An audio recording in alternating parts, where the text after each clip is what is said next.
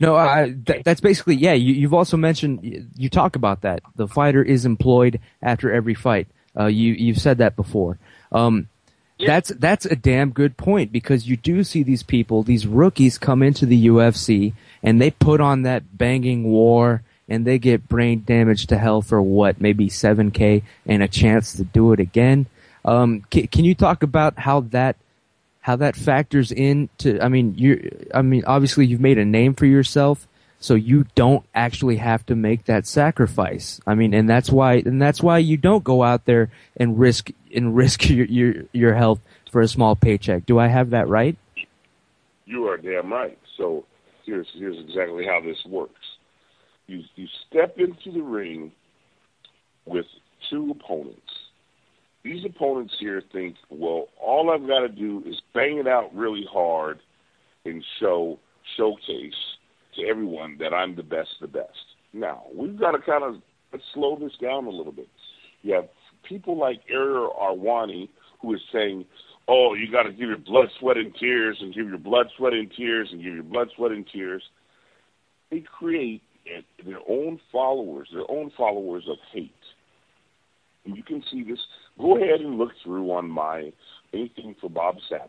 Now, despite me having the record of 54.4 million views for a single fight, despite me having well over 400 plus endorsements in dozens of movies, thousands of television shows, and now I just did commercial number 78. Fans worldwide. On and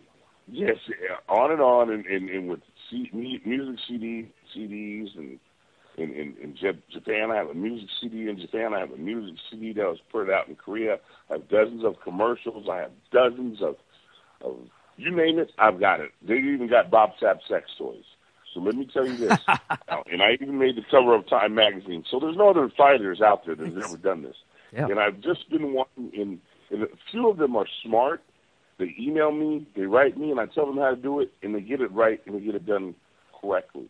Mm-hmm. So what happens is you get these followers who just want to just like pump out hate. Mm-hmm. Now, it's just ignorant followers. Ignorance means lack of education. It far from means that they are stupid. They're just poorly educated, okay? So they're very ignorant. So they get on here and they say, well, you know, if you win, you're going to get more money. No, because it's the wrong thing. Here's what happens. You have ego.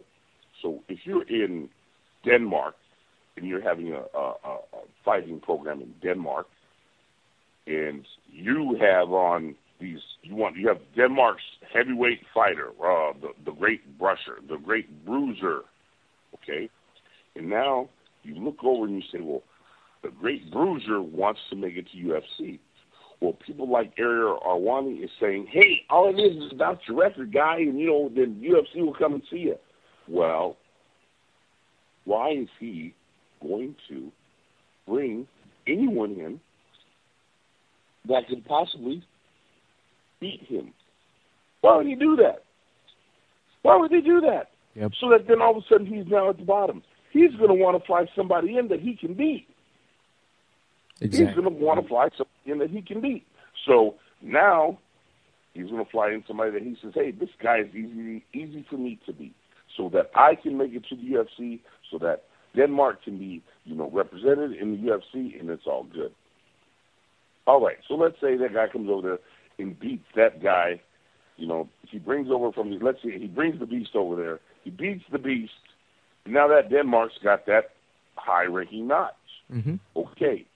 Now, as soon as this Denmark guy, he starts getting, let's give him 7 victories in a row. Okay, now he's in that danger zone.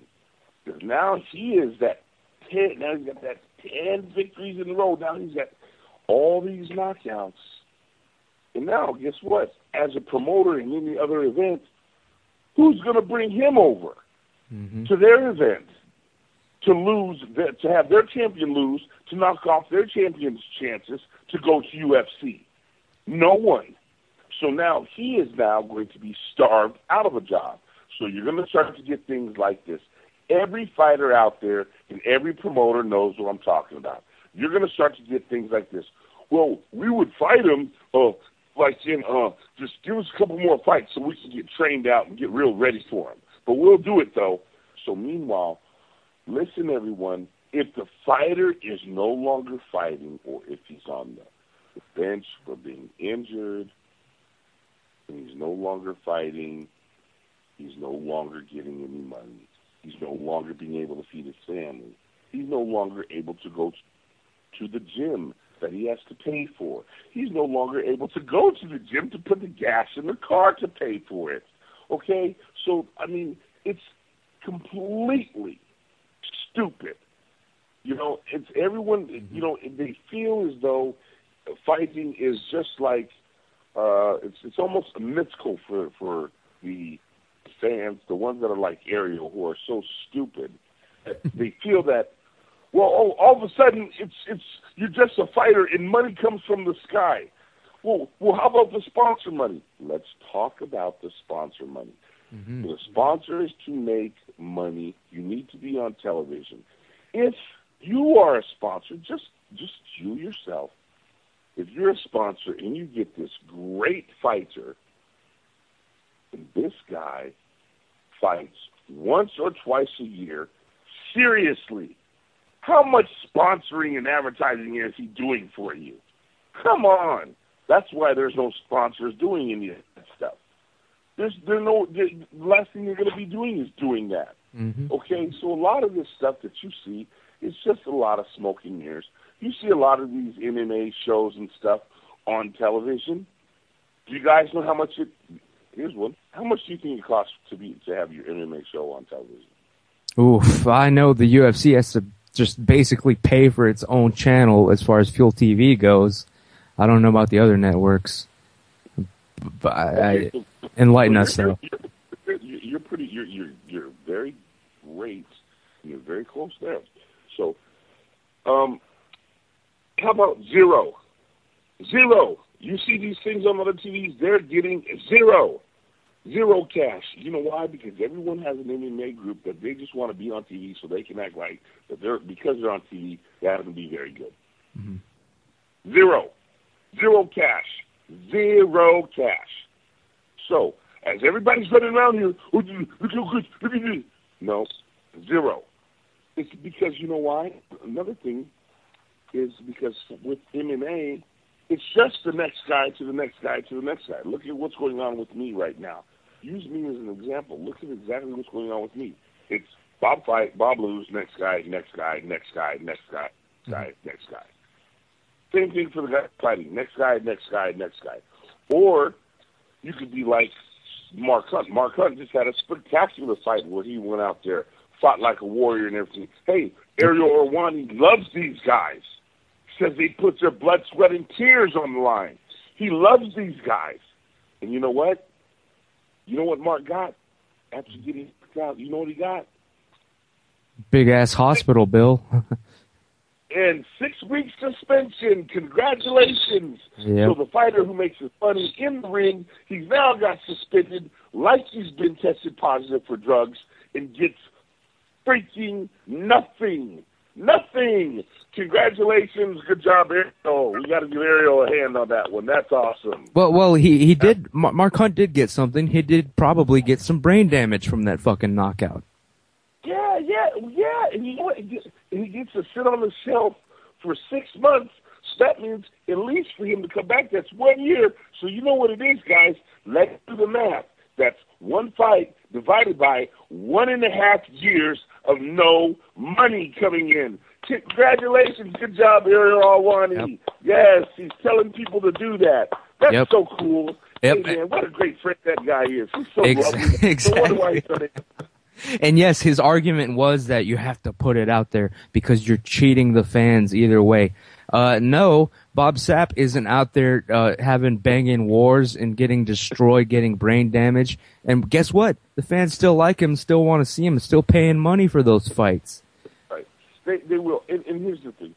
And because the few ignorant, like Ariel Helwani, there's very few, and there's just the majority of haters. They just destroy their own cause. If you've seen some of my Sappy videos, The most recent one was DJ GB, where it shows that I'm giving money back to some of the brain damaged and some of the hurt pro wrestlers. Yeah. And some of the fans just say, "Hey, we've yet to see them in a long time.